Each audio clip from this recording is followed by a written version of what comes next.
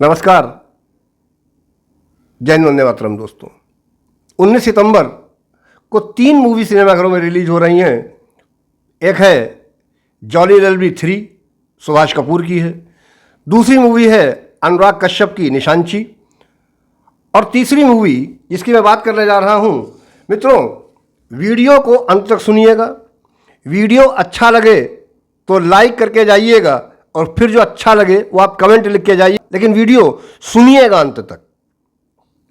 ये कहानी एक ऐसे व्यक्ति की है जिसने बहुत बहुत बड़ा, जिसको कह सकते हैं कि बहुत लेविश लाइफ, ऐसा कुछ नहीं देखा है।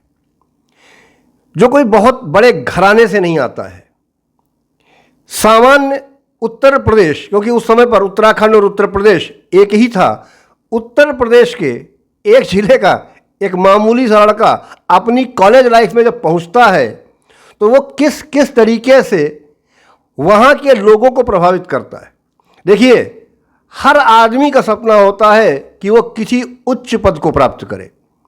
नाना प्रकार के चमन भूतिए भर्ती पर पड़े हुए हैं जो बनना चाहते हैं, बहुत ऊपर जाना चाहते हैं, लेकिन सबके नसीब में या सबके भाग्य में ऐसा होता नहीं है। मैं बात कर रहा हूं एक ऐसी मूवी जिसका नाम है Ajay the untold story of a योगी।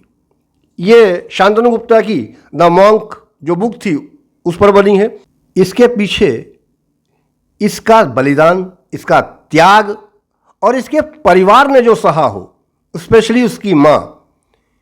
एक बहुत अच्छी सी चीज़ लगी मुझे कि अगर कोई बेटा अपनी माँ से बिछड़ता है, अलग होता है या किसी कारण से वो अलग किया जाता है, तो समाज को एक नया नायक, एक नया हीरो मिलता है। यही कहानी है सच में इस योगी की।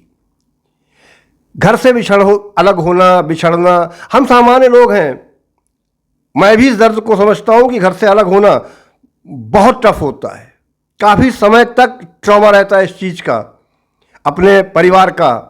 लेकिन यार, कैसा व्यक्ति होगा ये, किस लेवल की इसकी थिंकिंग होगी और किस लेवल की विल पावर होगी इस बंदे की कि ये बंदा इस अपने कॉलेज के टाइम पर जो बोलता है वो ला करके अपनी, जब वो राजनीतिक यात्रा शुरू करता है, जब एक अच्छे ऐसे पड़ाव पर पहुंचता है तो उसे सिद्ध कर देता है कि हाँ, ये चीज जो शुरू से कह रहा था यही वो कर सकता था।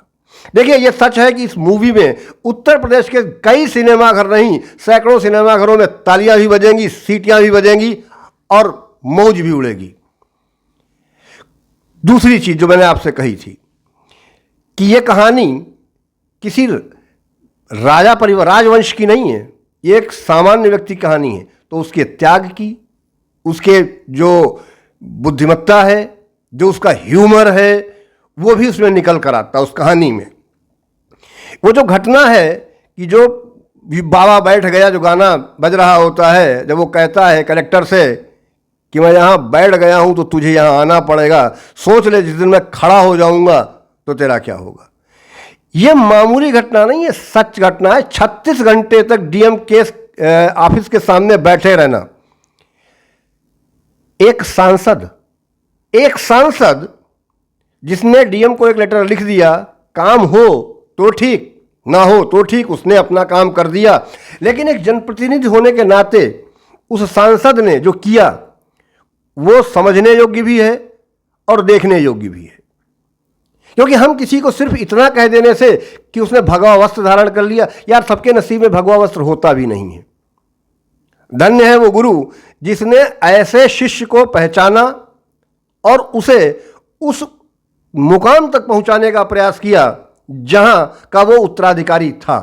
मैं बात कर रहा हूं योगी आदित्यनाथ, जिनका नाम अजय सिंह बिष्ट था कॉलेज के पीरियड में, लेकिन जब वो योगी बने तो उनका नाम योगी आदित्यनाथ, और आज वो उत्तर प्रदेश के मुख्यमंत्री हैं। 2 बार चुनाव जीत चुके हैं। और ये एक ऐसा व्यक्ति है,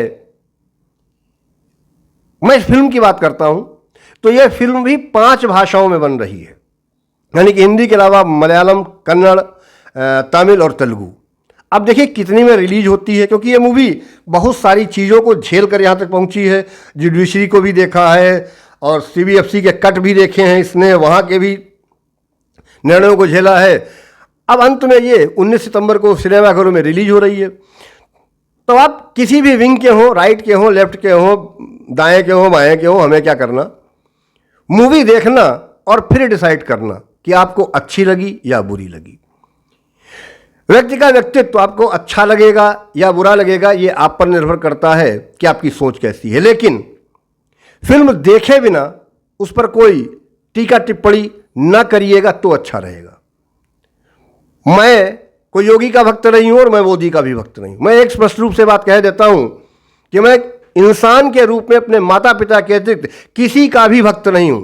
अगर मैं भक्त हूं तो अपने आराध्य का, अपने आदि देवों का। इंसानों में मैं किसी का भक्त नहीं हूं। लेकिन अच्छे लोग और अच्छे गुण और अच्छे चरित्र वाले लोग, हाँ, उनके आगे शीश जरूर झुका सकता हूं, इसमें कोई दो राय नहीं।